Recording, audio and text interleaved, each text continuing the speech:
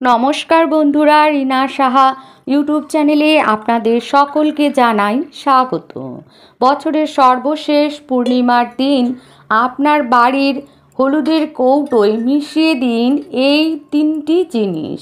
গোপনে বাড়ির ঘরের বাস্তু দোষ দূর হবে, প্রচুর অর্থ আসবে, আপনার পরিবার ভরে উঠবে সুখ, শান্তি এবং সমৃদ্ধিতে। এই অঘ্রাণ মাসটি একটি পবিত্র মাস। এই মাসটি শুভ মাস। এই মাসটি ভগবান বিষ্ণু ও মাতা লক্ষ্মীর প্রিয় মাস। এই মাসটিকে মা লক্ষ্মীরও মাস বলা হয়ে থাকে, তাই এই মাসটিকে লক্ষ্মী মাসও বলা হয়ে থাকে। এই মাসটি সমস্ত ধরনের শুভ কাজের জন্য শ্রেষ্ঠ মাস। যেমন ধরুন গৃহপ্রবেশ, বিবাহ। এই অঘ্রাণ মাসে বছরের সব থেকে বেশি ধান উৎপাদন করা হয়। এই অঘ্রাণ মাসে নবান্ন উৎসব পালন করা হয়।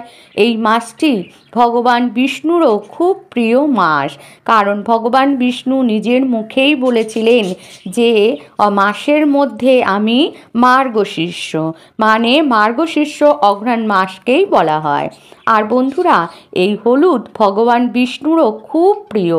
ভগবান বিষ্ণুকে হলুদ নিবেদন করলে আপনারা খুব তাড়াতাড়ি তার থেকে ফল পাবেন, কারণ ভগবান বিষ্ণু খুব প্রসন্ন হন হলুদ নিবেদন করলে। পূর্ণিমার দিনটি ভগবান বিষ্ণু ও মাতা লক্ষ্মীর প্রিয় দিন। এই দিন যে উপায় করবেন তার থেকে অধিক ফল পাবেন। এর ফলে জীবনে আসবে সুখ ও শান্তি, সমৃদ্ধি আসবে মা লক্ষ্মীর আশীর্বাদে। মা লক্ষ্মী অঘ্রাণ মাসের শেষ পূর্ণিমার দিন পৃথিবীতে বিচরণ করেন। অঘ্রাণ মাসের পূর্ণিমার দিন মা লক্ষ্মীকে একটি লাল কাপড়ের ওপর বসাবেন বা লাল আসনের ওপর বসাবেন। তারপর মাকে একটি কড়ি ও একটি টাকার কয়েন ও একটি কাঁচা হলুদ দেবেন এবং অবশ্যই বন্ধুরা এই তিনটি জিনিস গঙ্গা জল দিয়ে ধুয়ে পরিষ্কার করে নেবেন। তারপরে একটি করে সিঁদুরের ফোঁটা দেবেন। তারপর আপনি একটি কাঁসা বা পিতলের থালার ওপর এই তিনটি জিনিস রেখে ধান, দুব্য, ফুল দিয়ে পুজো করবেন মায়ের চরণে রেখে। তারপর মাকে অবশ্যই একটি গোটা ডালিম ফল নিবেদন করবেন। আর মা লক্ষ্মীর এই মন্ত্রটি 11 বার বলবেন। ওং শ্রী শ্রী মহালক্ষ্মী নমঃ, ওং শ্রী শ্রী মহালক্ষ্মী নমঃ, ওং শ্রী শ্রী মহালক্ষ্মী নমঃ বলে আপনার মনস্কামনার কথা মাকে বলে চলে আসবেন ঠাকুর ঘর বন্ধ করে। তারপর আপনি যখন সন্ধেবেলায় সন্ধে আরতি করবেন তখন আপনি ঠাকুর ঘরে গিয়ে আপনার ঠাকুর ঘরের সমস্ত দেব দেবীর মা লক্ষ্মীর সন্ধ্যা আরতি করে নেবেন, ধূপ ধুনো দেখাবেন। দেখানো হয়ে গেলে তারপর আপনি মা লক্ষ্মীর চরণ থেকে নিয়ে নেবেন ওই তিনটি জিনিস।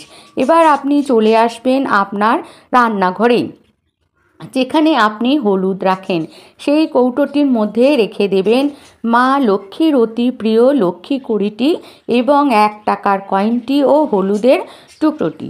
যদি পারেন হলুদটি ছোট ছোট করে পিস পিস করে কেটে রোদে শুকিয়ে মিক্সারে গুঁড়ো করে হলুদের সাথে মিশিয়ে দিন। তারপর দেখবেন চমৎকারী ফল পাবেন।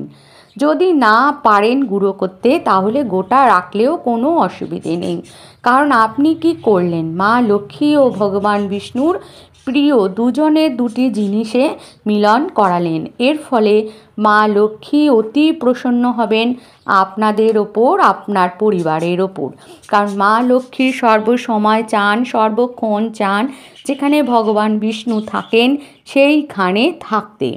তাই বন্ধুরা এই উপাচারটি করলে আপনার পরিবারের কোনো দিন অর্থের অভাব হবে না, ঘরে আসবে সুখ শান্তি।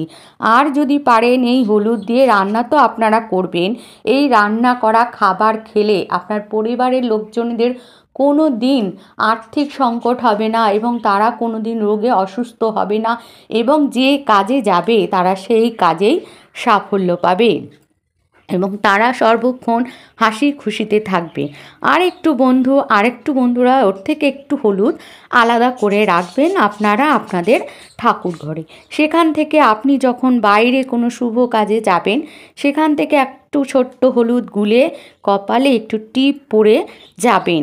তারপরে দেখবেন চমৎকার আপনার সমস্ত কাজে সাফল্য আসতে থাকবে মা লক্ষ্মী ও ভগবান বিষ্ণুর আশীর্বাদে, এবং আপনার সংসার ভরে উঠবে সুখ, শান্তি এবং সমৃদ্ধিতে মা লক্ষ্মী এবং ভগবান বিষ্ণুর আশীর্বাদে। তাই বন্ধুরা, আজকের ভিডিওটি আমি এখানেই শেষ করছি। তাই আপনারা সবাই ভালো আছেন, সুস্থ আছেন। জয় মা লক্ষ্মী, জয় মা লক্ষ্মী, জয় মা লক্ষ্মী।